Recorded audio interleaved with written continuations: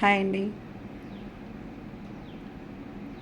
First ఒకరిని కలవంగానే వాళ్ళ face చూద్దాం. ఫేస్ చూసి వాళ్ళకు అందంగా ఉన్నారా, తర్వాత రిచ్చా, బాగా మాట్లాడుతున్నారా, అందరితో కలిసిపోతున్నారా, ఇదన్నీ చూసుకొని వాళ్ళు మన వేవ్ లెంత్ దగ్గర అవుతారా, ఇదన్నీ కూడా చూసుకొని ఇద్దరు ఒక ఫ్రెండ్షిప్, రిలేషన్షిప్ ఆర్ ఇంకా వేరే ఏదైనా నైబర్స్ అవ్వచ్చు, ఏదైనా అవ్వచ్చు. ముందు పక్కన ఇంటికి రాగానే ఏం చూస్తాం, లేదంటే ఒక ఇంట్లో వెళ్ళి మన పెళ్లి సంబంధాలు చూసినప్పుడు ఏం చూస్తాం, ఈ ప్లస్ పాయింట్ అంతా అట్రాక్ట్ అవుతూ ఉంటుంది.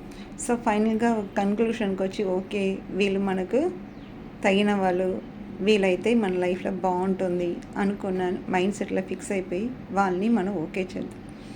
వన్స్ ఓకే అయిపోయి ప్రాసెస్లో వెళ్ళిపోయిన తర్వాత దగ్గర ఉండే కొద్దిగా వాళ్ళ దగ్గర నుంచి నెగటివ్స్ ఎక్కువ కనపడుతూ ఉంటుంది. అందుకు ముందంతా పాజిటివ్ గురించి మాట్లాడేవాళ్ళు, వాళ్ళ మైండ్ చేంజ్ అయినప్పుడు మీలో ఉన్న నెగటివ్స్ అంతా ఒక్కొక్కటి వదులుతూ ఉంటారు. సో నెగటివ్స్ని విన్నప్పుడు పాజిటివ్ హ్యాపీనెస్ నెగటివ్లో ఉండదు కాబట్టి హ్యూమన్ మైండ్స్ కెమికల్ రియాక్షన్ డిఫరెంట్గా తయారవుతాయి. సో అది యాక్సెప్టెన్స్ లెవెల్స్ ఒక లెవెల్ వరకు ఉంటుంది.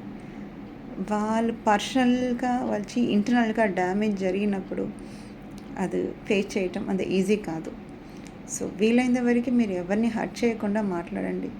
వాళ్ళకి పాజిటివ్ మీరు చెప్పపోయినా పర్లేదు, వాళ్ళ నెగటివ్ని మరీ మొహం మీద తలపేసినట్టు చెప్పవద్దు.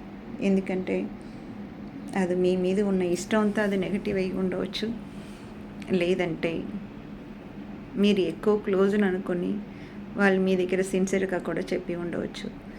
అది వాళ్ళు వీక్గా ఉన్నప్పుడు ఆ పాయింట్ని మీరు యూజ్ చేసుకుంటే మీ లైఫ్ నుంచి మీ బెస్ట్ ఫ్రెండ్ను, బెస్ట్ పర్సన్ను మిస్ అయ్యే ఛాన్సెస్ ఉంటుంది.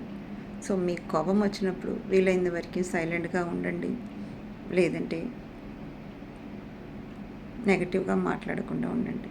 అంతేకాని మీ కోపంలో మీరు నెగటివ్గా చెప్పిన ప్రతి చిన్న మాట లైఫ్లో ఎప్పుడు మర్చిపోలేము. ఏమంటారు?